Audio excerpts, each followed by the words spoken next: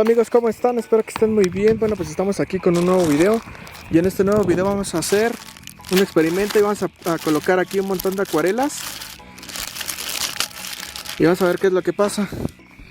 Vamos acá a hacer como una fogata de acuarelas. Y vamos a colocar de estos cohetes llamados dulces. Voy a colocar acá de este lado de la cámara. Sí, y yo voy a ir colocando todos los dulces.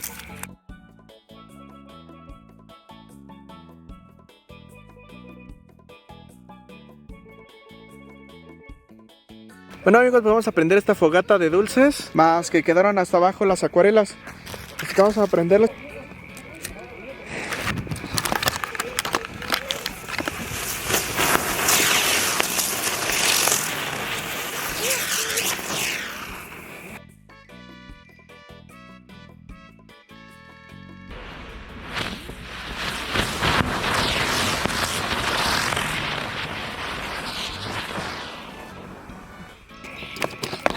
Creo que no quedó nada amigos,